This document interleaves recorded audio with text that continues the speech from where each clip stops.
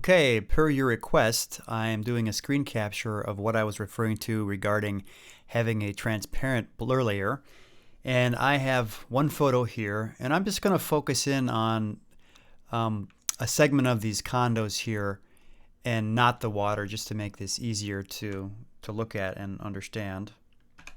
So the first way we can do this is using the blur tool. So basically, I went over here to the blur tool right here, and I selected the blur tool, and I've already created these layers in advance just to speed up the process. So basically, when I create a blur of this segment here of these condos, so it blurs it, but effectively what it does is it creates a stamped visible layer. So any layer adjustment below that, as an example, if I just click on hue and saturation, is just not going to have any impact on any of the layers that section right here is obstructing. So it's not really a transparent layer.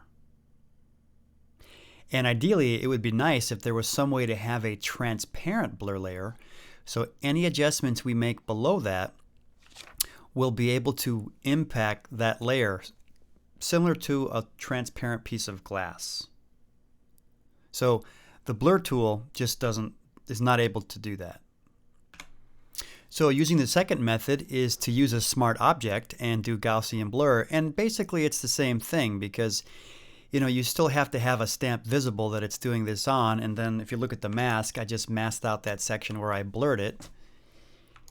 And here again, with that segment there, using the smart object and smart filter, that's smart filter. Same thing here. If I adjust a layer, say for example a hue and saturation adjustment layer under that section, it still has no impact because it's a stamped visible. So that method doesn't work. And then the third method, which is what you had said in your email to do the Orton effect, it really is the same as the smart filter, but I did it again here. So again, it's Gaussian blur, it has that effect on it. This is using Instamask. And it's the same exact thing as using the smart filter below, that any adjustment that you make below that, it's just not going to have any impact on it. So here again, it would be such a wonderful thing for photographers to have a tool that you can basically blur out the sky and the water and other things like maybe highlights and shadows, and it's a transparent layer, so that all the layers, adjustment layers that we might put on below it, still passes through that. So hopefully this helps, and let me know if you have any questions. Thanks.